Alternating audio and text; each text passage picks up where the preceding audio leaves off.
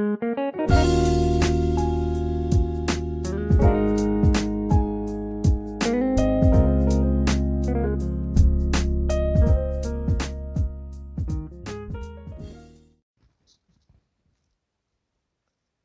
dear students, welcome back.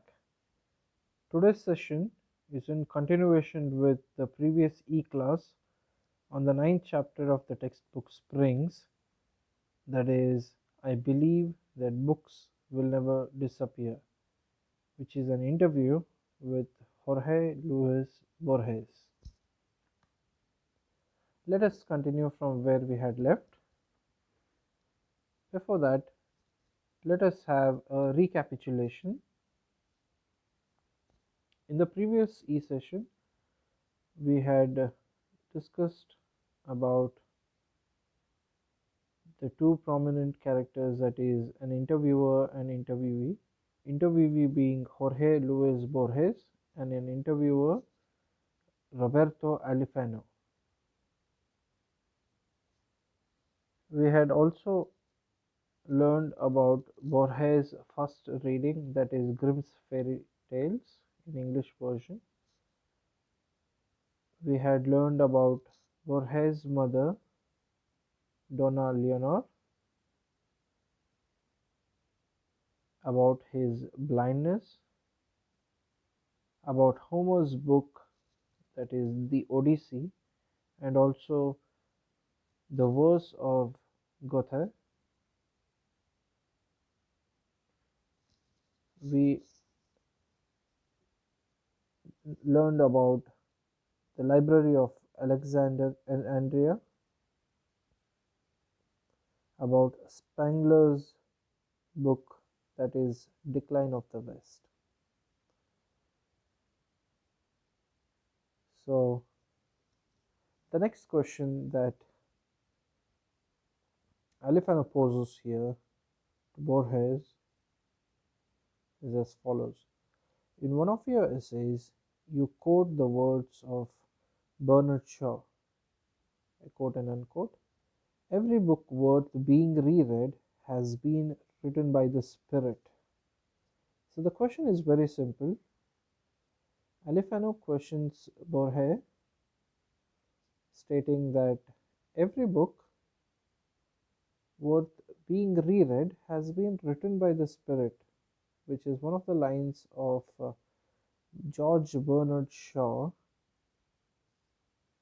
which Borges had quoted in one of his essays, to which Borges states that a book goes beyond its author's intention. So here Borges is talking about the quality of book. We should know that the book, that is any form of art, any best work that is created, is not only by the artist but by the powerful spirit that is within the artist. He further states that a book can be full of errors, the author's opinion can be rejected, still the book retains something sacred, mortal, magical, which brings happiness. Borges tells us that any book, movie, or any form of art we take can be full of errors, but author's intention, if it is right, then the book ends up being a memorable one, which goes down as one of the prominent ones in the history. So Borges, in one of his essays, had quoted George Bernard Shaw's lines, "Every book worth being read has been written by the Spirit." So it is the powerful spirit that ends up being the factor for the art that the artist produces. George Bernard Shaw was an Irish writer of 19th and 20th century who is conferred with Nobel Prize in Literature. So he is one of the prominent writers of 19th and 20th century. Moving further, the next question that Alifano poses is on poetry. The question goes as this: Borges, what is poetry? How would you define it? To which Borges says, without defining poetry, he ends up defining poetry in his own way. He says poetry is so intimate and essential that it cannot be defined without oversimplifying it. He says it is very difficult, or for that matter, impossible to define poetry because it is too intimate. He says poetry is the aesthetic act. Aesthetic act is nothing but which can be felt, which can be sensed. So he says poetry is the aesthetic act, and poem is nothing more than a series of symbols. If you look at poem, it is nothing more than a series of symbols. But what makes poetry more effective is its aesthetic act. When we read it, we tend to feel it. So that feel is very important rather than poem. Poem is nothing but just a series of symbols. He further states that poetic act takes place when the poet writes it, the reader reads it, and it always happens in a slightly different manner. He says that this aesthetic act that he calls as poetic act takes place when the poet writes it and the reader reads it. So there's this connection between the artist, that is the poet, and the reader. So that connect has to be felt. Only then that is a good poetic act. And finally, he states that poetry is a magical, mysterious, and unexplainable thing. He says it is magical, it is mysterious, but it cannot be explained, is what he says. But he states that it is not incomprehensible event, which means that one can easily feel it, one can easily understand it, one can easily feel it, but it is very difficult to be explained. Poetry is unexplainable, but it can be felt, it can be sensed because it contains aesthetic act.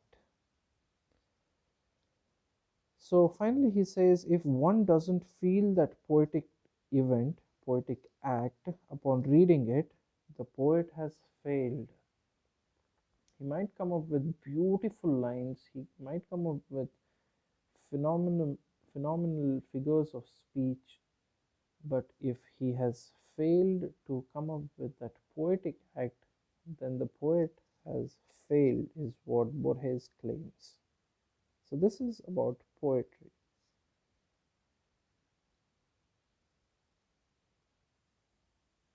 Out of his curiosity, Alifano comes up with another question stating what is important in the art of poetry is finding the precise words. So Alifano questions Borges, is it the precise words that is more important in the art of poetry? Borges replies that the precise words in the poetry elicit the emotion. So yes, he says that the precise words are very important because they elicit emotion. He gives an example of Emily Dickinson. She was 19th century American poet. Borges gives an example of Emily Dickinson's poem "This Quiet Dust" was "Gentlemen and Ladies".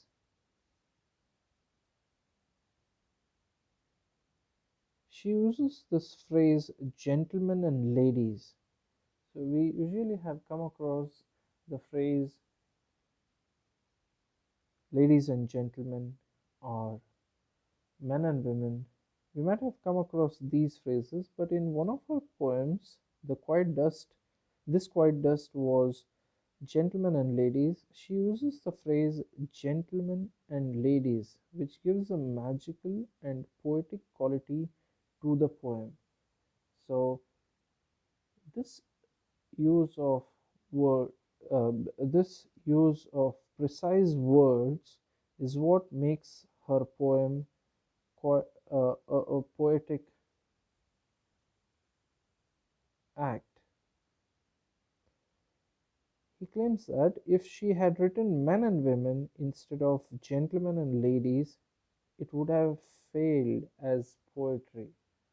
So he says that precise words, the use of precise words, is very important in poetry. If one cannot come up with good, precise words, then he might or she might fail as the poet. The poetry can be a failure if he or she doesn't come up with precise words.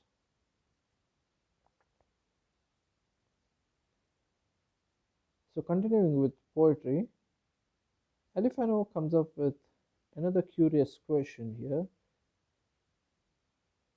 which goes as this: You have said that metaphors exist from our very beginnings. Can you expound on the concept, Borges? So he questions Borges here about the metaphors. Metaphors exist from our very beginnings, is what he says, and asks Borges to expound on the concept of metaphors, to explain concept of metaphors in depth. Borges replies stating that metaphors exist from the beginning of time. Yes, he agrees that metaphors exist from the beginning of time, but he, he says that we express them differently, that the poets express the same existing metaphors differently.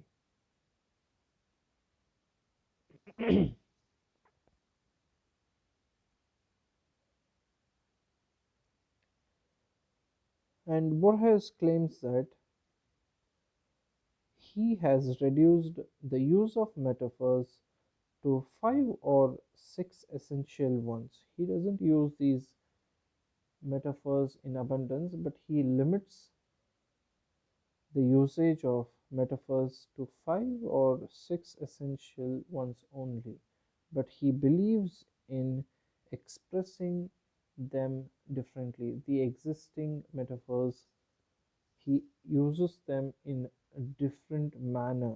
That is where the art of poetry lies, is what Borges says.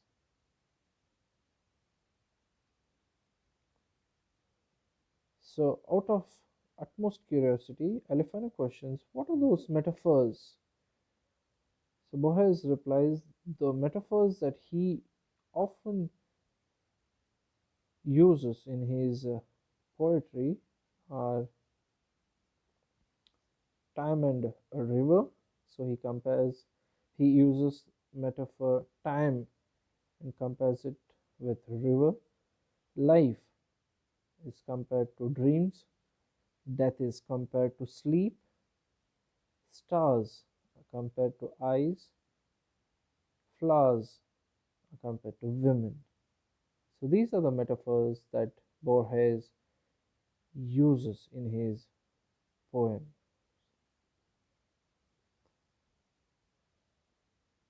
And He also claims that the poet's task is to discover metaphors even though they may already exist. It is not the use of metaphor, but the way the metaphors are used is what is very important, is what Borges claims here.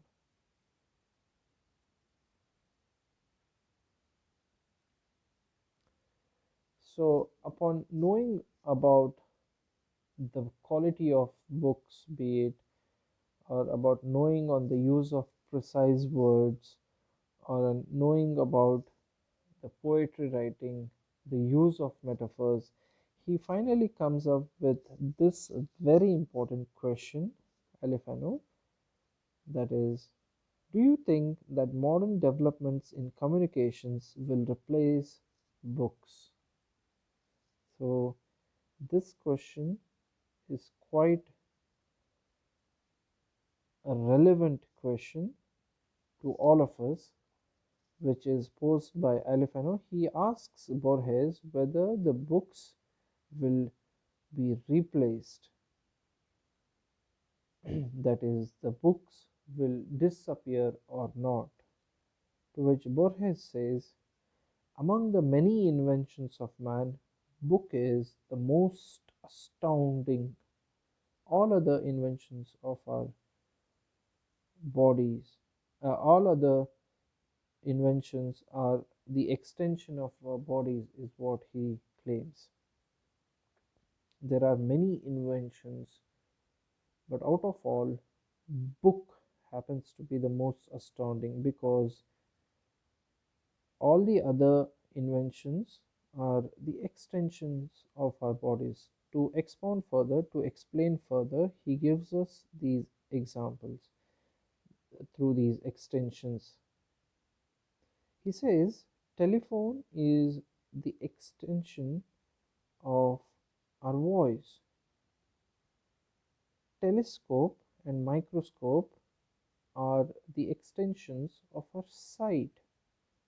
Sword and plow are the extensions of our arms. But book is the most astounding one because it is the extension of imagination and memory, which are immeasurable. All the others can either be tangible or measurable, but whereas imagination and book is are concerned, these two are impossible to be measured. So he says, book is the most astounding invention, and it is impossible for the books to disappear.